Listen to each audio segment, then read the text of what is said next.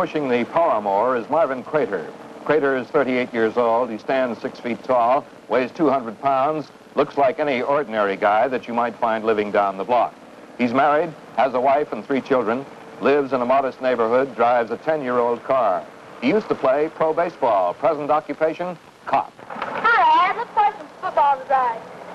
Well, I'm sorry. Wish you could, but please tell me to go to work. Marvin's a patrolman. He's been with the department for 7 years. This week, he's working the 4 to midnight shift. Most men getting ready to go to work know pretty well what the day will bring, but a cop never knows. It may be a wreck, a riot, a robbery, or just routine patrolling, and plenty of paperwork. Usually, nothing very exciting happens. The night passes peacefully. That's what cops are for, to keep the peace. But every now and then, the peace gets disturbed.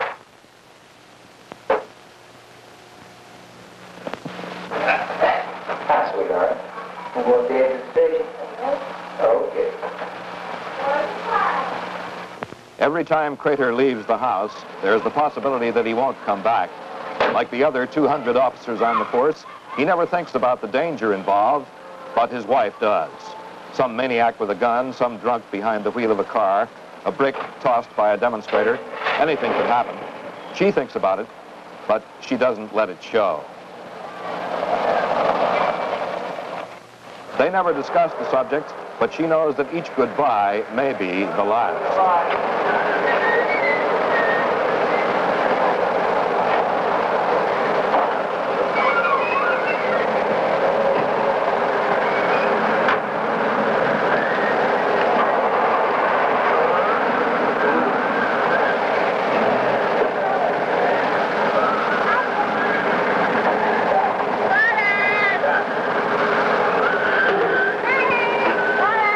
The day starts with a change of clothes, uniform, the badge, the nightstand. Fish. Way up to. Oh, trying to finish these clothes on. Des Burton, Jail Hester, Radio Harmon, and 95 Officer Ford. Use traffic car and work all zones. Any questions, Lieutenant? I don't have anything, Sergeant. Tune, attention. Dismissed. The tour begins, a rookie riding with a veteran. The job is hot, cold, wet, dry, dull, dangerous, much like military service. What makes a man want to be an officer? How does a fellow get on the force? Well, let's take a look at the rookie in the car with Crater.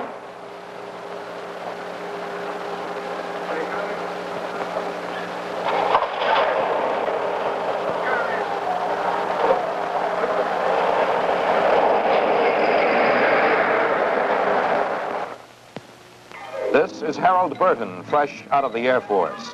The personnel department screens him first. He sits down for a talk with Martin Mackey, assistant personnel director. Every item of a complicated application form is thoroughly checked, and the candidate is interviewed. If he passes this hurdle, then comes a battery of aptitude and intelligence tests. The tests are tough, and from them, the applicant's potential as an officer can be pretty well determined. Meanwhile, detectives investigate his background. His entire personal history is subjected to careful scrutiny. And then he has a talk with Police Chief Justice Tucker.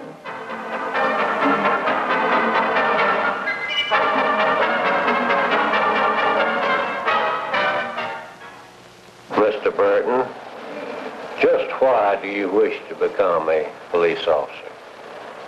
Well, sir, there's always been an inner desire or a conviction to be of service to people in this community. I feel like I owe this community a great deal.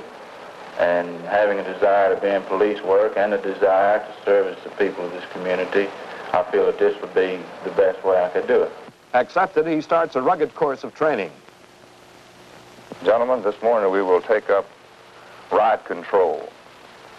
We will study the various movements of riot control going from the squad into the various movements of riot control. On the board we have diagram, and we will study from the diagrams the positions that you will take. The first movement we will take up will be the squad wedge. This is the squad leader number 2-man, 3-man, 4-man, 5-man, 6, 7, 8, 9, and assistant squad leader. Front rank, rear rank, traveling in this direction. As you can see from the diagram that's drawn here, this movement can be taken up very quickly. No confusion should come from formation of this movement as the front rank moves out and the rear rank forms a diagonal to the right.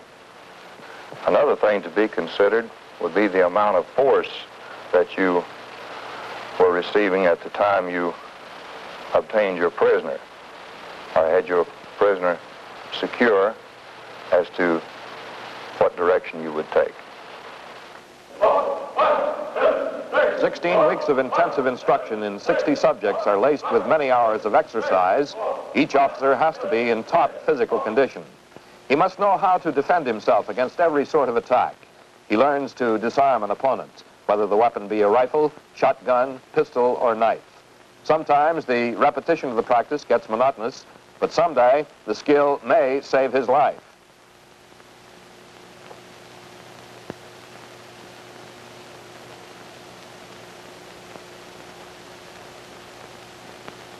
An officer hopes that he'll never have to use his pistol, but he learns how. And if he ever does, he'll use it with deadly accuracy.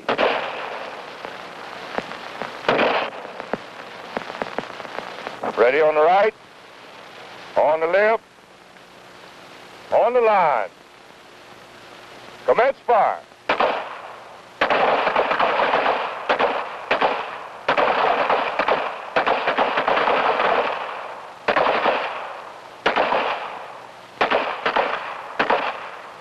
Back to on ready. Back to on ready. Grip. Draw. Fire, fire.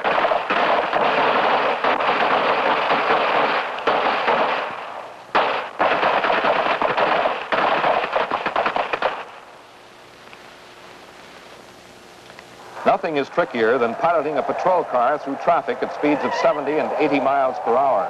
But it's part of a policeman's job, and learning how is part of his training. Pursuit driving is practiced on a regular stock car race course.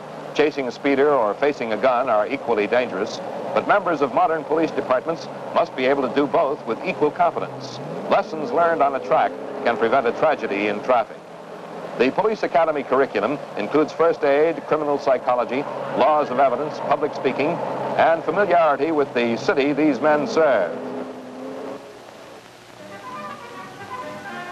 During the 16 weeks, they visit every school and industry, and almost every place of business. They know the entire city better than most men know their living rooms.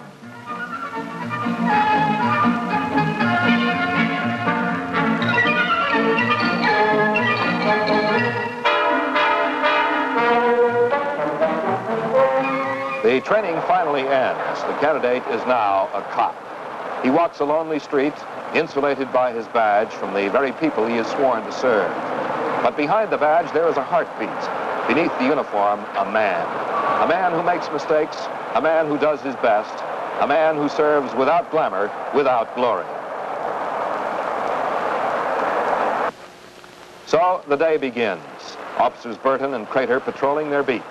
That's Main Street down there on an ordinary afternoon.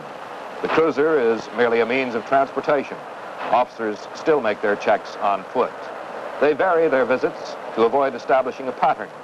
The pool halls, the beer parlors, they stop by from time to time, looking for nothing in particular, just making an appearance. Ready to cope with anything that may come up, but hoping nothing does. In every section of the city, similar teams are working 24 hours a day, 7 days a week, preventing crime, protecting life and property. Science and technology have changed police techniques from what they were 200 years ago, when the first force was formed in London by a man named Sir Robert Peel. But the bobbies of England, the flicks of France, the cops of our own country, all have in common one factor: that time has not changed. The officer on foot is still the most important element of every police department in the world.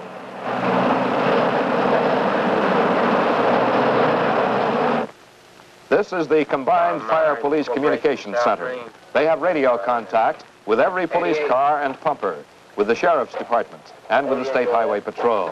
All telephone calls come through this switchboard. All instructions are issued here. It's a busy place. Automatic tape recorders keep track of every message. Much less busy is this young lady, teller in a tobacco warehouse branch bank office. She doesn't know that she's being watched. In fact, business is so slack, she thinks she'll step out for a minute to get a cup of coffee, which is just the sort of thing this thug's been waiting for. An unattended pile of money sounds absurd, but it happens, like keys left in a car, like doors left unlocked. The bird flies out, the crow flies in. But this is not a square dance. This is crime. The fresh air feels good. It clears the mind and arouses the memory. Now, what was it she forgot? To lock up? No, her change purse in her sweater pocket. Meanwhile, the busy bandit isn't wasting time. Laziness can land him in the clink. Yes, that's where she must have left it. Well, no problem. She'll just step back inside and get it.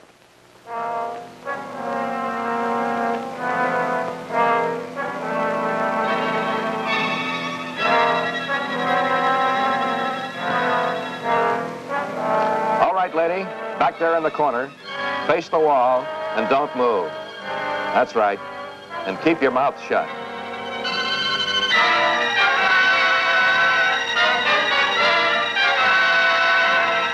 Watch out. Is he gone? Well, she hopes so. She'll take a chance. First thing to do is to call the police. And what's that number? Park something. Look it up. Hello, police? I've been robbed. Yes, I said robbed. Okay, and your name? You're Bowles. Okay, Miss Bowles, we'll get a car on up there. 5-1 and 5-2. 5-1, go ahead. 5-2, go ahead. Had a robbery at Taylor's warehouse. Taylor's warehouse. On description, be a white male, about 45 or 50. White male, about 45 or 50. No further. 5-1, 10-4.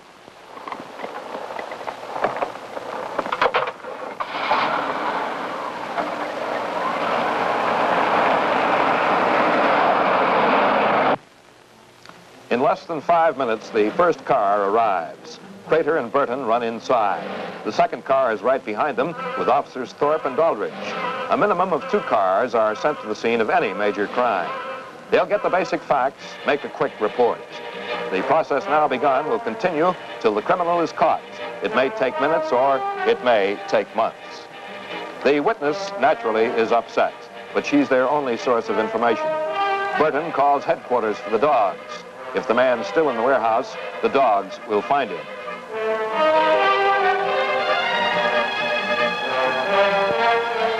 A roving unit arrives almost immediately. The dog and his handler work as a team. They've both been through an intensive course of training.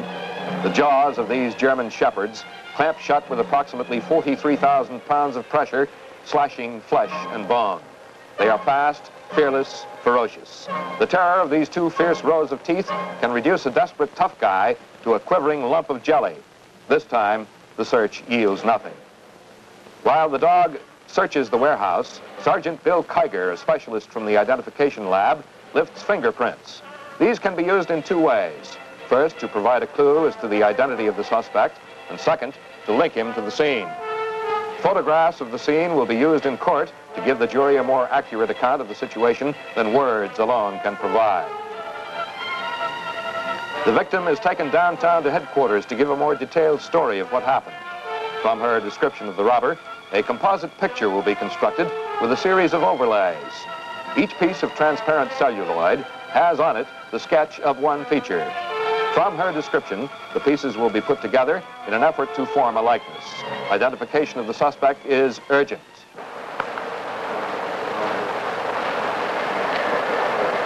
Did he have any noticeable wrinkles in his face, age lines? You said he was about 45 to 50 years of age. Was he young looking, or did he look rather old? No, he was fairly wrinkled, had deep wrinkles here and across his forehead, and especially around his eyes.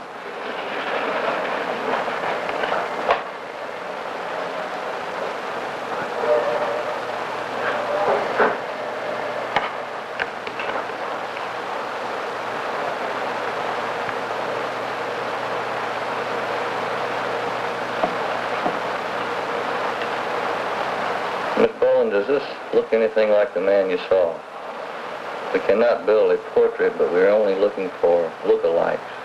Are there features here that resemble this man? Yes, very definitely. The characteristics here, across here, I would say it's a very good likeness.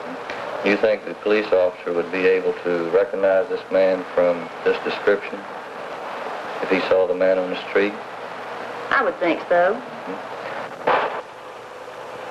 Coded identification data is kept on IBM cards representing more than 40,000 persons with criminal records.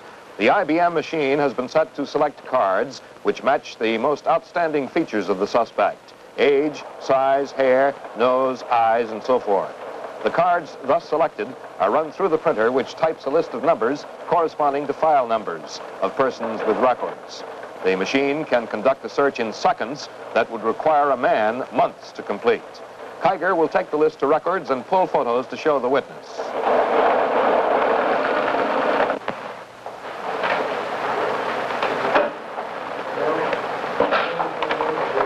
Ms. Burton, I have some photographs here which we were able to pull from our file due to the description you gave us. And I would like you to look through these photographs to see if you can recognize anyone in there.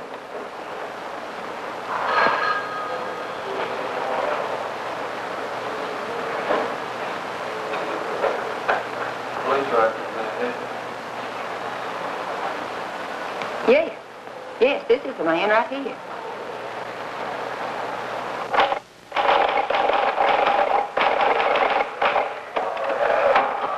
Well, I guess we'll just go ahead and refer this.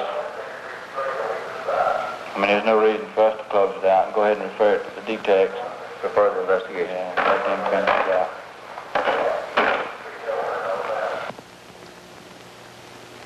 Taylor's warehouse was robbed by a lone bandit. This photograph of Henry Brown has been identified as being the person who committed this robbery. Detective Sergeants Ray Schoaf and Charles Bunce start the tedious job of looking for the needle in the metropolitan haystack. The logical place to begin is the man's last known address. They'd be surprised if they found him there, but at least the visit may provide a lead. They split up. Bunce will cover the rear, Schoaf will take the front.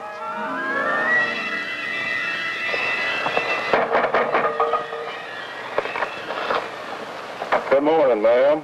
Hello. I'm Detective Sergeant Schoaf, Police Department. What is your name, please? I'm Mary L. Burke. Miss Burke, you know this fella here? Yes, I do. He used to room here. Is he related to you? No relation. No relation. How long has it been since he roomed here? He left around 2 weeks ago. 2 weeks ago. What type of work is he engaged in? I never did know where he worked. Does he have any relatives here in town? None that I know of. You know where his relatives are? None Where they live? whatsoever. He never mentioned them. Does he have an automobile? Yes, when he was staying here, he had a 1950 green Buick. Do you happen to know the license number of the I'm sorry, I do not. Do you mind if I come in and look around? Not at all. Come right in. There's another officer on the back. No friends, no relatives, no place of employment, no forwarding address, but the conversation yielded one clue. The suspect was driving a 1950 green Buick, license unknown. Not much to go on, but little bits of information, intelligently pieced together, can solve a case. Speed of exploitation is important. The information is relayed to the comm center so that it can be furnished to all cars. Call 95 to the station. 95, go ahead. Have all cars be on the lookout for a 50 Buick, green. license unknown. Should be driven by a white male, 45 to 50, approximately 175 pounds, 5'8" and a half to 5'9". 10-495, attention all cars. Attention all cars. Be on the lookout for a 1950 green Buick. 1950 green Buick. License unknown. Should be operated by a white male, 45 to 50. Wanted in connection with robbery at Taylor's warehouse. All cars 1:51 p.m. KIA 397. Car 5110-4. Patrolmen on the beat are shown the suspect's photograph as the search continues. Officers in the cruisers will be looking for the Buick. The needle? He may be hard to find, but not to feel. A bank robber. Broad daylight. Why haven't you found him yet?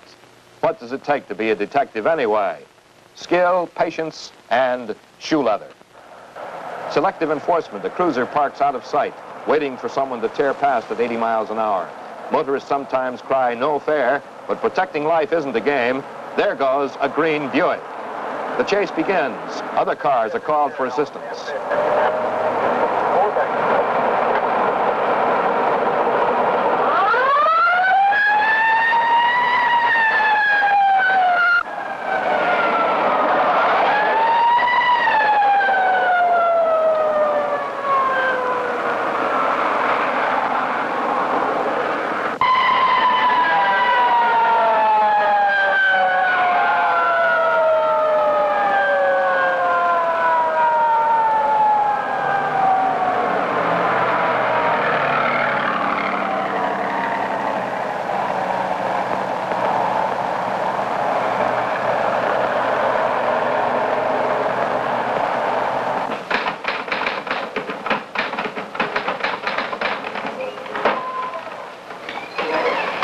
Good morning, Sergeant. Raider.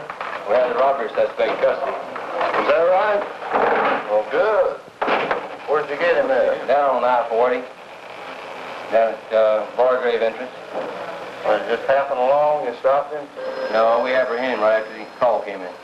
Well, good. Good work. There's a weapon he had on him. No money was found. No money all around here. What is this? Yeah, take the cuffs off of it. Yeah, get them things off of me, man. I'm not going to run. Did he have any type of identification on him? We didn't find any on him. Have a seat. I'm Detective Sergeant Scholl. Detective Bunce. I do. I'd like to talk with you a little bit here.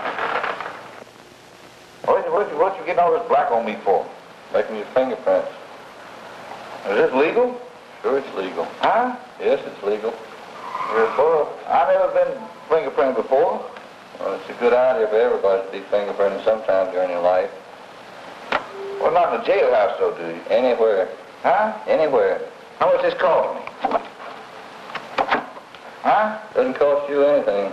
Don't cost you stuff if you get on these clothes. It'll wash off. Huh? It'll wash off. Who's gonna pay for the washing, though? Take your cigarette out of your mouth, hold it in your hand. Look right straight into the camera. Stand still. Look for your lawyer. Huh? Look at your lawyer. I won't go any now, though. We'll get your lawyer a little later. I'm on a phone call, you know. We gotta get him. Sunday, a day of rest. The man who yesterday was chasing a bandit today goes to church with his family. His wife, Lorraine, his daughter, Dale, his son, Mike, and Jamie, the baby. Funny how you never think of cops having families. Good to see you, young man. How you doing that Dale? Good to see you, young man. Morning, how are you? Hi, young fella. Howdy. Hello, Sid. See you. What's up? See the doggy here? So he makes a face at it, yeah. And look, yeah, stick out the tongue. And see here, look, he's got his ears up, look here. See here? And look at the leaves all falling. Yeah. Lorraine is fixing a pot roast. After dinner, they'll go for a ride. Come, Lord Jesus, our guest to be, and bless these gifts bestowed by thee. Amen.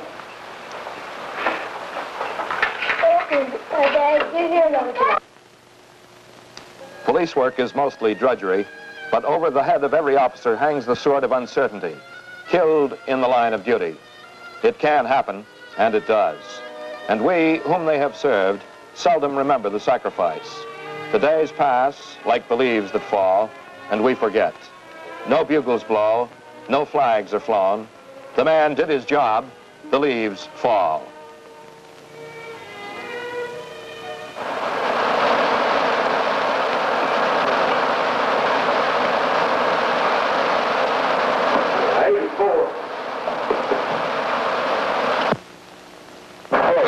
Seems to be your trouble. I lost my dog. You lost your dog? Yes, sir. What is your name? Fred Simpson? Yes, sir. Where do you live, Fred? 813 South Main. 813 South Main? Yes, sir. All right. Fred, what kind of dog did you lose? A dachshund. A dachshund. Little weenie dog, huh? Yes. What color? Black and brown. Black and brown. Where did you lose the dog, Fred? Around the neighborhood someplace. Around the neighborhood where you live? Yes, sir. All right, Fred. Come on, Fred. We'll go ahead and find it.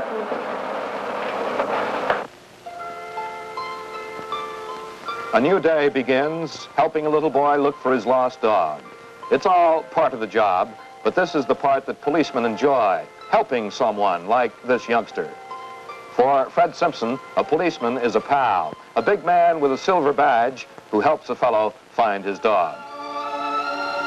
Thank you, sir. Gee, thanks a lot.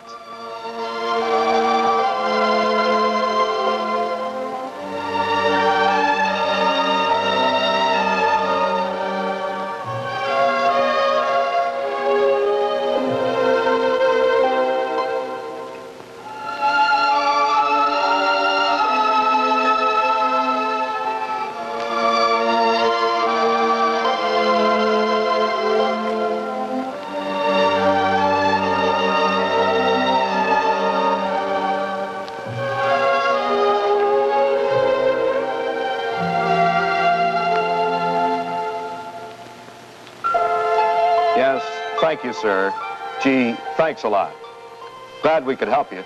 Goodbye.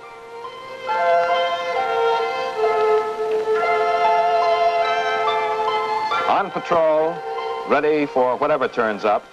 Daytime, nighttime, anytime, all the time. Tough men, most of them, dedicated, all of them. But in every one of them, there is a heart behind the badge.